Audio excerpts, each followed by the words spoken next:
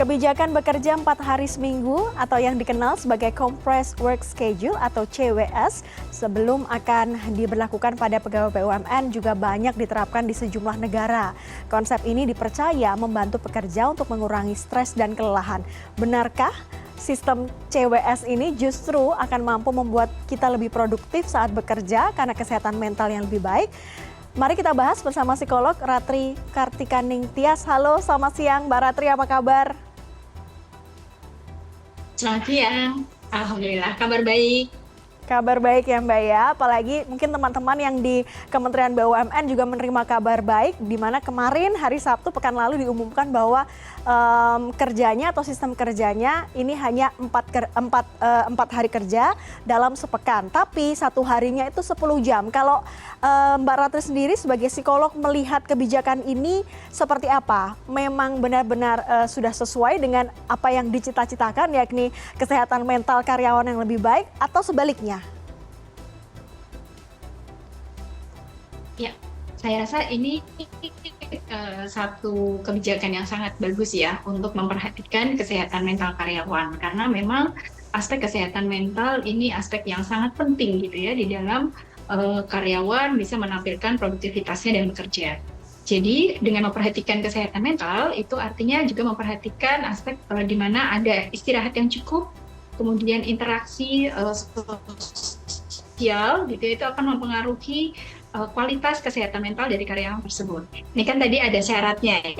Untuk bisa itu kan syaratnya setelah 40 jam bekerja gitu ya. Nah, artinya ini mempertimbangkan keseimbangan aspek-aspek yang lain di dalam kesehatan mental karyawan tersebut. Jadi memberi kesempatan untuk beristirahat ya. Kemudian memberi kesempatan juga untuk memperhatikan kesehatan fisik. Kesehatan fisik tentu saja akan berpengaruh pada kesehatan mentalnya. Lalu kemudian juga memberi kesempatan untuk berinteraksi sosial, baik dengan lingkungan, dengan keluarga, teman, gitu. Itu akan mempengaruhi kualitas kesehatan mental. Jadi karyawan punya kehidupan yang seimbang ya antara pekerjaan dengan aspek kehidupan yang lain, yang tentu saja itu akan berpengaruh juga pada performansi kerjanya. Artinya penambahan jam kerja di 4 hari ini kan artinya biasanya itu kalau 5 hari kerja dalam sepekan itu kerjanya 8 jam. Kemudian ketika dipangkas jadi 4 hari nambah 2 jam. Apakah ini juga Mbak Ratri anggap sebagai hal yang masih bisa ditoleransi oleh seorang karyawan begitu? Iya, tentu saja kan 10 jam, katakanlah dia bekerja 4 hari, kemudian misalnya 10 jam dalam per hari gitu ya. Saya rasa ini kan tidak setiap hari gitu ya, karena kan kebijakannya ini bisa diajukan 2 kali dalam sebulan.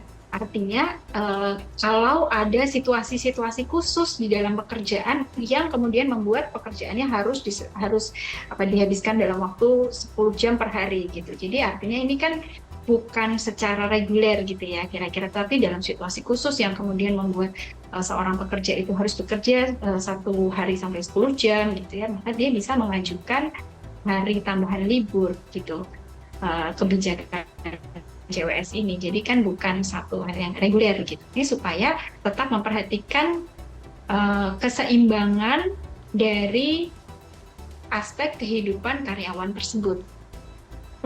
Mbak Ratri, kebijakan CWS ini sudah diberlakukan setidaknya dari catatan kami ada 12 negara, diantaranya ada negara-negara maju seperti Jepang yang bahkan memangkas jam kerjanya, selain memangkas hari kerja dalam sepekan adalah memangkas jam kerjanya dari 8 menjadi 6 jam. Kalau untuk situasi di Indonesia sendiri, pernahkah teman-teman mungkin di asosiasinya Mbak Ratri sebagai psikolog pernah meneliti soal seberapa efektif jam kerja bagi rata-rata karyawan yang bekerja di perusahaan di Indonesia?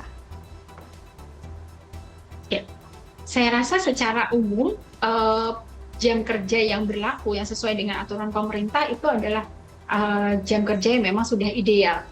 Nah, dengan adanya kebijakan CWS ini adalah kebijakan yang spesial gitu ya. Tadi ketika ada situasi khusus yang mengharuskan karyawan itu bekerja lebih dari standar standar kerja pada umumnya, waktu kerja pada umumnya. Jadi artinya yang selama ini secara umum sudah ditetapkan dalam peraturan pemerintah tentang jam kerja itu sebetulnya sudah standar ya, sudah sesuai dengan berbagai pertimbangan juga gitu, tentunya seperti itu. Tetapi ini dalam situasi khusus bisa diberikan kebijakan baru ya. Saya rasa ini sangat bagus sekali untuk memperhatikan kesehatan mental. Kalau dari sudut pandang psikolog sendiri, tanda-tanda apa yang biasanya dibuat pertimbangan atau dijadikan pertimbangan? Oke, saatnya kita atur lagi, kita manage lagi jam kerja dan juga hari libur. Seperti apa tanda-tandanya jika mungkin seseorang mengalami stres dalam pekerjaan, Mbak Ratri? Ya, seseorang itu kan atau individu itu dia adalah makhluk biologis, psikologis, sosial, spiritual gitu ya. Artinya dalam aspek kehidupannya keempat hal ini mesti seimbang. Gitu. Katakanlah dia bekerja itu aspek apa sih? Aspek psikologis misalnya gitu ya. Nah kalau aspek psikologis ini dalam kegiatan bekerja begitu besar porsinya, berarti kita juga perlu perhatikan apakah aspek fisiknya ini juga terpenuhi gitu kebutuhannya. Aspek sosialnya terpenuhi nggak? Gitu. Aspek spiritualnya juga. Gitu. Jadi ketika sudah ada load yang besar di aspek psikologis dengan bekerja, maka kita juga perlu untuk memperhatikan dan memberi ruang untuk pemenuhan kebutuhan di aspek fisik, biologis, ya, istirahat yang cukup, gitu, olahraga, gitu ya. Kemudian juga di aspek sosial, dia mesti punya kecukupan untuk berinteraksi dengan orang terdekatnya, dengan sahabat, dengan masyarakat, dan juga aspek spiritual. Jadi semua aspek dari manusia ini akan terpenuhi gitu, yang membuat dia akan bisa optimal menampilkan potensi dirinya dalam hal ini potensi di dalam bekerja. Mbak Ratri, belakangan ini memang kampanye soal kesehatan mental ramai, apalagi kalau kita baca sosmed, Gen Z selalu meneriakan bahwa bekerja itu juga harus seimbang gitu supaya kesehatan mental terjaga. Boleh dibagikan Mbak Ratri, apakah Mbak Ratri punya pengalaman membantu pasien yang mengalami kegelisahan ketika bekerja, ketika punya tekanan dalam pekerjaan, Mbak Ratri? Iya, seringkali yang saya temui masalah dengan pekerjaan ini tidak selalu langsung keluhan dengan pekerjaan gitu ya. Tapi karena load pekerjaan yang terlalu tinggi, dia kemudian menjadi kurang waktu dengan keluarga dan akhirnya menimbulkan konflik nih di dalam keluarganya, entah itu dengan pasangannya, dengan anak gitu ya. Jadi impact-nya itu tidak secara langsung, tetapi menyebar pada aspek kehidupannya yang lain.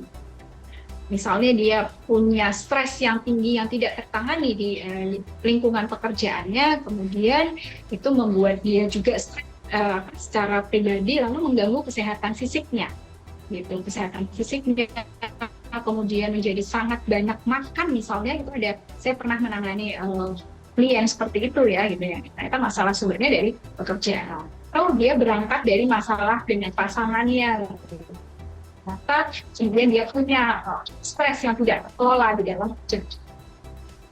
Jadi tidak langsung keluhan pada pekerjaannya justru, tapi berimpact pada aspek kehidupannya yang lain. Jadi stres bisa disebabkan oleh banyak hal, tidak hanya pekerjaan, tapi kebijakan soal yang tadi di Kementerian BUMN CWS ini, kalau dari sudut pandang psikolog, ini adalah langkah yang baik ya Mbak Ratri ya? Betul. Untuk menyeimbangkan aspek kehidupan karyawan secara umum gitu ya, dan itu meningkatkan kualitas kesehatan mental. Tentu saja kan sudah ada prosedur dan mekanismenya ya. Saya rasa itu sangat baik untuk memonitor dan mengevaluasi lagi programnya. Tapi ada dasarnya yang dilakukan dengan baik itu sebenarnya. Baik, terima kasih Mbak Ratri Kartikaning Tias, psikolog yang sudah memberikan kita pandangan soal kebijakan bekerja 4 hari dalam sepekan, setidaknya di Kementerian BUMN akan mulai dicoba ya. Terima kasih Mbak Ratri, semoga sehat.